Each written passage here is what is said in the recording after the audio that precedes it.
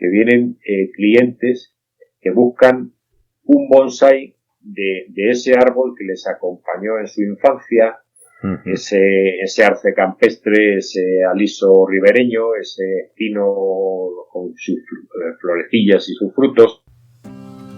El capítulo de hoy empieza con un viaje a Japón, donde se da comienzo al proyecto de Hatoen.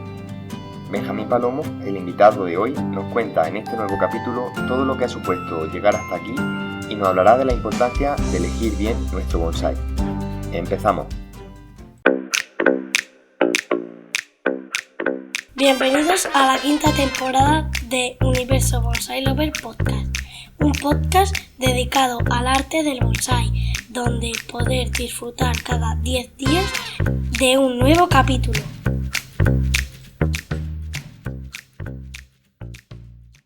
En el mundo del bonsái estamos acostumbrados a trabajar árboles de diferente procedencia y es verdad que no le ponemos tanto cariño a las especies autóctonas o a las especies que están más adaptadas a nuestra zona.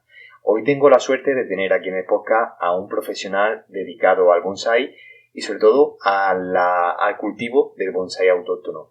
Para mí es todo un orgullo contar con Benjamín en este podcast. Bienvenido, Benjamín, ¿qué tal? ¿Cómo estás? Muy bien, pues buenas tardes y muchas gracias por contar conmigo para este podcast que veo que es muy seguido por toda la afición al bonsái. Bueno, poquito a poco, esto también está siendo un trabajo de paciencia. Hablaremos durante el capítulo de la paciencia y de la importancia del tiempo, pero bueno, al final se trata de eso. Oye, Benjamín, yo quiero empezar preguntándote ¿qué es para ti el bonsái? Para mí el bonsái es mucho más que un árbol en una maceta. Se basa en una conexión profunda con la naturaleza y también en los principios de la cultura japonesa, tanto estéticos, por ejemplo, la sencillez, la armonía y el equilibrio, como filosóficos, como la tradición, la apreciación de lo efímero, la paciencia y el aprendizaje continuo, ¿no? Y para mí cuidar un bonsái y verlo evolucionar a lo largo de los años me proporciona una sensación de logro personal al comprobar cómo mis esfuerzos son recompensados con el resultado de un árbol saludable y bien formado. ¿Cómo empezaste tú en el mundo del bonsái? Yo empecé hace unos 20 años en la escuela de Carlos Lázaro de Bonsái Colmenar, donde seguí sus cursos durante 4 años.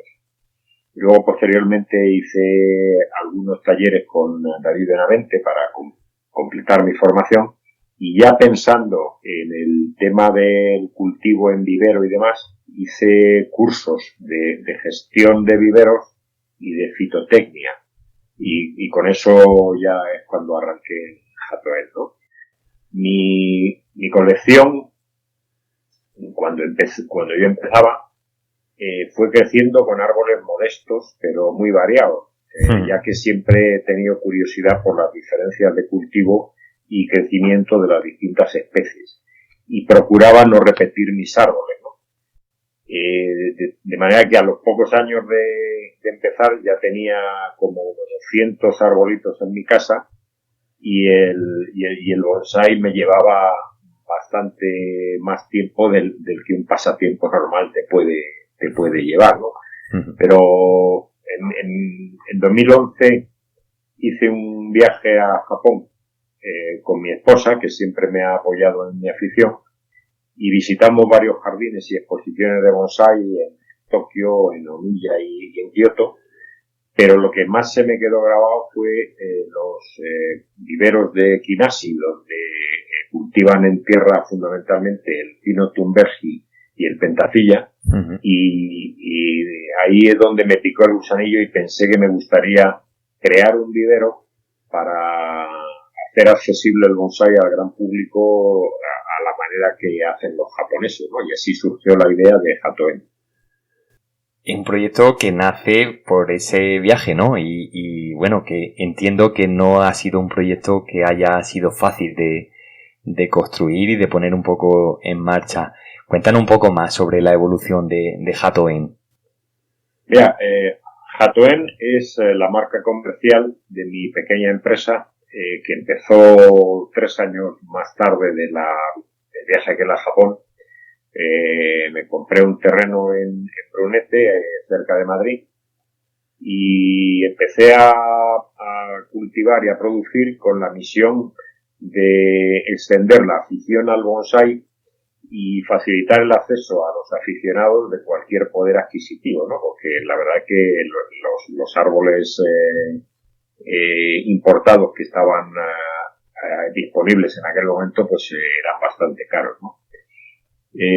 Somos un vivero de producción dedicado exclusivamente al bonsái, donde cultivamos y trabajamos nuestros propios árboles para el mercado europeo fundamentalmente. Uh-huh. Y lo hacemos apoyándonos en la tradición japonesa de cultivo y formación de bonsái y aplicando también tecnología agrícola para disminuir el impacto de la actividad en el medio ambiente, reduciendo el consumo de agua y productos químicos, compostando nuestros residuos y así pues también reducimos nuestros costes para ser más competitivos, que es fundamental en una empresa, ¿no? Aunque sea pequeña como esta. Uh-huh. Luego, para extender la afición al bonsái, damos cursos prácticos presenciales y formación online con monografías en nuestra web que se pueden acceder gratuitamente, lógicamente. Una web que recomiendo que todo el mundo visite porque, como tú has dicho, hay contenido increíble, accesible para todo el mundo, de calidad y sobre todo con mucho mimo, porque si algo puedo caracterizar de lo que he ido conociéndote durante las conversaciones que hemos tenido es el cariño que le pones a este proyecto y el que creo que no ha sido fácil, ¿no?, llegar hasta el día de hoy. No ha sido fácil, pero también tengo que mencionar que detrás de Hatoen tenemos un pequeño grupo de personas que me ayudan y que viven por y para el bonsái, que, bueno, pues entre todos creo que estamos teniendo una buena aceptación, fundamentalmente porque primamos el servicio y el asesoramiento a nuestros clientes. Y esto, pues, yo creo que lo que más aprecian es la disponibilidad de una gran variedad de especies, estilos y formas, etcétera, y que intentamos mantener nuestros precios, asequibles para todo el mundo, ¿no? Uh-huh. Y bueno, y eso se refleja en las valoraciones que nos dan los clientes, que andamos en un 4,9 sobre 5, o sea que algo debemos estar haciendo bien. Sí, además todo aquel aficionado que se aprecie sabe de la calidad de vuestros árboles y sobre todo, y yo te quiero lanzar ahora la pregunta de por qué las plantas autóctonas, ¿no? ¿Cuándo surge esa idea de dejar de lado lo japonés o lo que estamos más acostumbrados a, o lo que todo el mundo quiere tener en su colección, y te centras también un poco en la producción de plantas más adaptadas al medio en el que estamos? Como te comentaba antes, yo desde el principio he sido casi más un coleccionista de plantas que de bonsái, ¿no? Siempre me ha interesado mucho las diferencias de cultivo y cómo crecen unas plantas con relación a otras, etcétera. Entonces te podría decir que la idea de las especies autóctonas surgió antes de empezar Hatoen, pero que tampoco es exclusiva, es decir, no nos olvidamos de las especies típicas japonesas, primero porque son en general muy buenas y muy bonitas y muy adaptables al bonsái, llevan cientos de años funcionando, y luego porque es lo que más pide la gente, ¿no? Entonces intentamos tener un poco de todo, ¿no? Yo lo que pienso es que los árboles que son importados de Japón se siguen imponiendo en las exposiciones de bonsái en Europa por la calidad que traen y por la madurez que traen, pero también los mismos japoneses están empezando a reconocer las virtudes de nuestros suyastres, nuestros tejos, nuestras sabinas o del mismo pino silvestre, ¿no? Uh-huh. Y también pienso que, dado el nivel técnico alcanzado por el bonsái español, yo preveo que cuando tengamos árboles autóctonos cultivados como bonsáis también durante más de 50 años, le vamos a ver en las listas de ganadores de exposiciones. O sea que esto tiene que llegar. Y luego, una cosa que me gusta mucho, que ocurre frecuentemente, que vienen clientes que buscan un bonsái de ese árbol que les acompañó en su infancia, uh-huh. ese arce campestre, ese aliso ribereño, ese pino con sus florecillas y sus frutos, en fin, los olmos. Entonces, para mí, nuestros árboles tienen mucho valor para el bonsái. Hay algunas especies que van a pegar muy bien y tienen además un valor, digamos, emocional para mucha gente que intentamos ofrecérselo también. Uh-huh. Has comentado que tú empezaste, igual que todos, coleccionando especies. Yo te pregunto ahora desde el punto de vista en el que tú como profesional tienes que cubrir las demandas de los aficionados. ¿Somos más de adaptar nuestra colección a las condiciones de cultivo que tenemos o a la zona donde vivimos? ¿O somos más de capricho y aunque sea imposible mantener la especie en la colección, caemos en el error de tener, por ejemplo en mi caso, un palmatum en Almería? Pues hombre, si consigues que te funcione no es un error, pero es siempre equivocado generalizar. Cuando hablamos de lo que busca un aficionado, cuando busca un bonsái, pues lo más fácil es decir, yo qué sé, si yo no conozco a todos los aficionados. O sea, hay gente que viene con ideas muy fijas y otros que te piden consejo. Entonces, pues, al que te pide consejo, yo lo primero que le pregunto es, oye, ¿y tú dónde lo vas a tener? Uh-huh.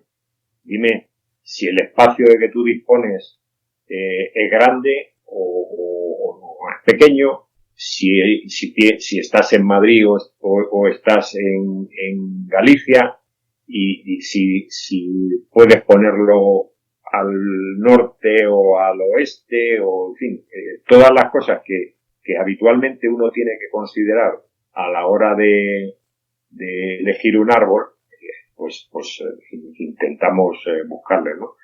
Y bueno, hay de todo, como te decía, los aficionados hay quien colecciona especies y quien empieza, pues siempre con los plantones, las semillitas y demás, uh-huh. Y luego a medida que van llenándose de esto y que tienen que elegir, pues van regalando lo que ven que no va a evolucionar bien y rápido y van incorporando pues ya pre-bonsáis o bonsáis que les guste ver desde el principio, ¿no? Uh-huh. O sea, yo creo que hay de todo. Uh-huh. Aquí creo que podemos abrir un pequeño melón que seguro que nos tiran de las orejas, porque ¿crees que los aficionados subestimamos el tiempo a la hora del desarrollo de los árboles? Mira, eso, el primero yo cuando he empezado a cultivar en serio, tenía unas expectativas de evolución de los árboles que al final he visto que hay que ir corrigiendo, ¿no? Porque bien es cierto que tú puedes, mediante el cultivo en suelo o a base de dopar los árboles, puedes conseguir que crezcan muy rápido, pero eso tampoco es bueno, porque vas perdiendo un poco la esencia. Al final hay que tener en cuenta que los árboles, los bonsáis son una representación en miniatura de un árbol y que si tú le hormonas a un atleta, pues al final puedes perder las características que son necesarias en su deporte y lo que tienes es una mole que no te sirve, ¿no? Uh-huh. Entonces sí, yo creo que subestimamos el tiempo y quizá también no elegimos las especies más apropiadas. Es decir, si tú te pones a mirar lo que hacen los equipos de Fórmula 1, pues eligen las ruedas más adecuadas a la ocasión. Uh-huh. Ninguno te va a montar una rueda de bicicleta porque no aguantaría el peso del coche, que sería como elegir una especie equivocada, y tampoco ninguno te va a poner neumáticos blandos en Arabia Saudita porque con el calor no le durarían ni 10 vueltas, ¿no? Es como si alguien dice, oh, es que yo voy a hacer un bonsai de Ullastre en Cantabria. Pues, oye, pues a lo mejor por condiciones climáticas de temperatura y demás, pues no se te va a helar y no se te va a morir, pero le van a faltar horas de sol. O sea, siempre lo que hay que tener en cuenta cuando eliges un árbol es el lugar donde lo vas a cultivar. Uh-huh. Uh-huh. Eso es lo que el clima y la ubicación pues son los factores fundamentales, ¿no? Y hay que considerar muchos factores como la temperatura media de tu zona, la amplitud de la variación de temperatura, si va helado y durante muchos días, en fin, todas estas cosas son fundamentales. Pues siempre es más fácil trabajar a favor de la naturaleza eligiendo un árbol que se ve bien en nuestra zona que empeñarse en cultivar una especie que no es adecuada para nuestro clima. Uh-huh. Y aparte de lo que has comentado, Benjamín, de el clima, de elegir bien la especie, ¿qué otras cosas nos tenemos que fijar a la hora de elegir nuestro bonsai o nuestro proyecto de bonsai?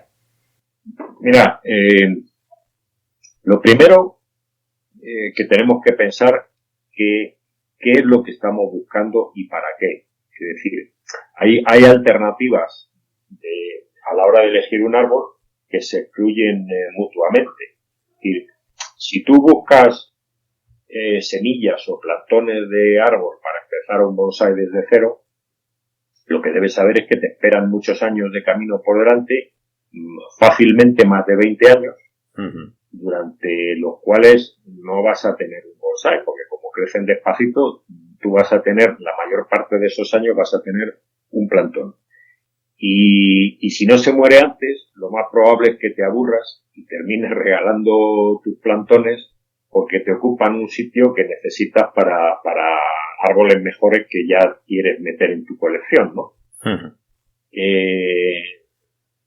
Y sin embargo, si lo que quieres, ¿no? Dicho esto, también te digo que es una opción válida, que cada uno sabe lo que quiere, ¿no? Uh-huh.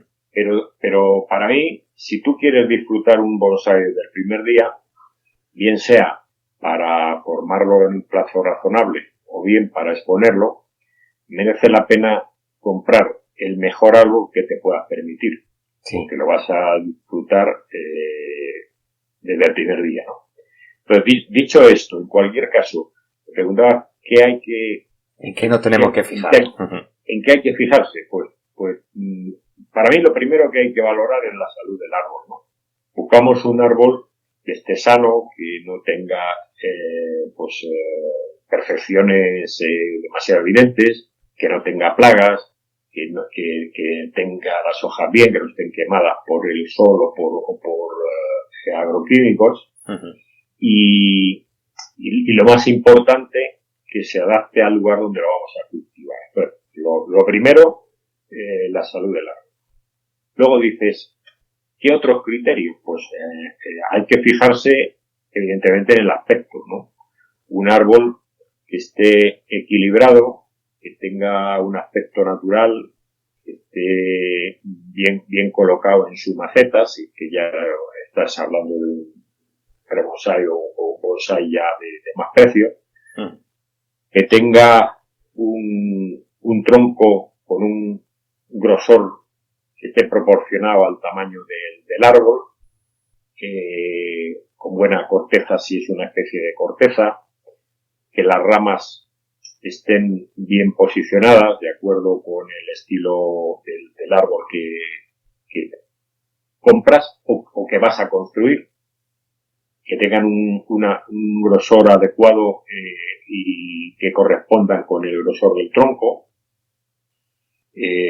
pues que estén bien colocadas, que tengas espacios vacíos entre las ramas y que tengas pues una sensación de profundidad, que no sea un árbol plano, que tenga su parte trasera, su parte delantera arriba y tal, con un ápice bien definido, un nevari adecuado a la especie, porque no todas las especies van a tener un nevari muy plano y muy amplio como se puede conseguir con algunos caducos, pero no con todo.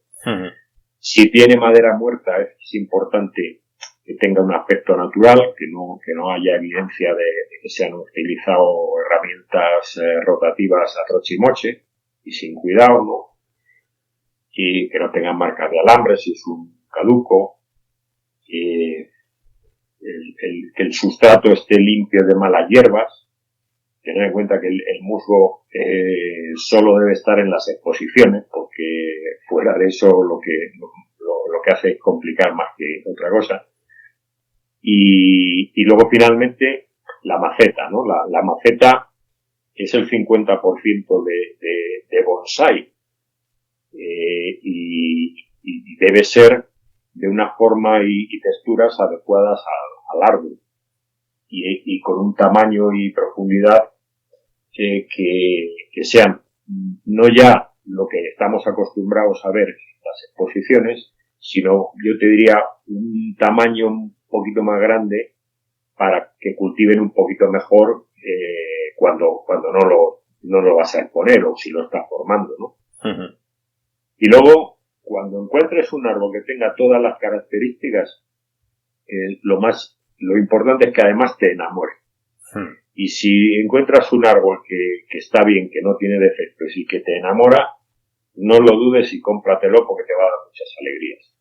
Además, la gente tiene que darse cuenta que el árbol va a estar en la casa mucho tiempo. Entonces, si compramos algo que no nos termina de gustar, pero alguien nos dice, llévate este, si no nos gusta, si no nos hace tilín, coincido contigo que al final el árbol no lo vamos a disfrutar y lo vamos a tener mucho tiempo ahí en la casa abandonado. Efectivamente. Eso, al final, pues, todos somos caprichosos y todos somos coleccionistas y cuando tienes un árbol que te ha entrado por los ojos y que ves que te reacciona bien en el cultivo, a los cuidados que le das y demás, pues es como si fuera tu hijo.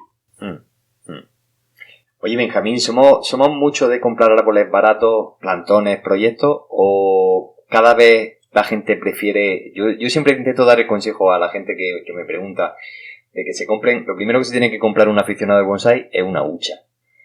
Y entonces cuando empieza, todos hemos pasado por esa fiebre de que vamos al garden cercano de casa, que no tiene nada que ver con el mundo del bonsái, y compramos bugambillas, lantanas, todo lo que parece que puede ser susceptible de ser bonsái y además de hacerlo rápido. Entonces yo le digo, ¿qué te cuesta esa maceta? ¿3 euros? 3 euros en la hucha.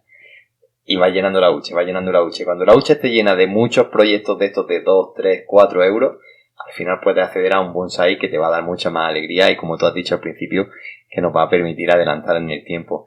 Te vuelvo a lanzar la pregunta. ¿Somos de comprar mucho plantón o cada vez más apreciamos hacer una inversión un poco más fuerte para tener algo más decente y poder hacer un bonsái de mayor calidad? Pues mira, lo más numeroso son los aficionados nuevos y de estos pues hay algunos que se acercan al vivero con mucha ilusión y poca experiencia, pero con cabeza y te piden consejo. Y entonces yo lo primero que les pregunto es ¿dónde lo vas a poner para saber qué especie le puedes aconsejar? Y lo segundo que les aconsejo es que se descarguen un libro electrónico que tenemos en la web, que es gratuito, que lo he escrito, se llama El arte del bonsái desde cero. Y lo he escrito con la idea de evitar que la gente mate los árboles, ¿no? O sea, lo importante que es lo primero el cultivo y luego la formación, porque si un árbol no está bien cultivado y no está fuerte, no le puedes trabajar tampoco. Pero estos, como te digo, son la mayoría. Pero luego hay muchos aficionados ya más veteranos que vienen al vivero, que saben lo que buscan, que saben reconocer el potencial de un pre-bonsái, o si es un bonsái ya más hecho y el precio está ajustado, pues eso lo valoran, lo tienen claro y aprovechan las oportunidades. Se llevan, eso sí que aciertan, porque se llevan siempre los mejores árboles que están disponibles en el vivero, dentro de las posibilidades de cada uno. Porque si yo tengo, por decirte algo, 50 Artes palmatus de un precio igual, ¿no? Esos 50 no son todos iguales. Hay algunos que tienen un poco más de avance en la formación, o que tienen una estructura de ramas un poco más mejor, o en fin, que son por el mismo precio mucho mejor compra. Y el que entiende al final siempre se lleva esos árboles. Por terminar un poco el capítulo, ¿qué le diría al Benjamín de 2013 cuando puso la primera piedra de Hatoen? Pues mira, igual volvemos un poco al principio de la entrevista, ¿no? El bonsái es mi pasión y con todos estos años he llegado a la conclusión de que todos los esfuerzos, tanto económicos como de trabajo, han merecido la pena. Cuando veo lo que he construido, pues la verdad que no me arrepiento de nada y creo que volvería a lo mismo. Pero quizás lo que más valoro son los amigos que he hecho en estos años y las satisfacciones que recibo cada día conviviendo con mis árboles, ¿no? Bien, es verdad que ha habido algunas decepciones, eso es inevitable, pero yo tengo una memoria selectiva y ya se me han olvidado las decepciones. Nos quedamos siempre con lo bueno del camino. No tenemos que eso es lo que hay que hacer, porque si no, ¿para qué? Correcto. Pues Benjamín, un placer de haberte tenido aquí en el podcast. Espero que no sea la única vez, que vengas muchas veces aquí al podcast a hablar con nosotros. Y a todos los oyentes os invito a que paséis por la web de Hatoen, que como ha comentado Benjamín, tiene un montón de contenido para su descarga y su disfrute. Y sobre todo que invirtáis en vuestros proyectos en la mejor manera, haciéndolo con un especialista como Benjamín. Muchísimas gracias, Benjamín. Muchas gracias a ti y nada, a tu disposición cuando quieras. Un saludo, Benjamín. Un saludo. Y hasta aquí el capítulo de hoy. Si te ha gustado, no olvides darle al like, suscribirte y compartirlo para que este universo siga creciendo. Y si no lo has hecho todavía, apúntate a la newsletter Cribando a Kadama y así hacer bonsái en cualquier parte.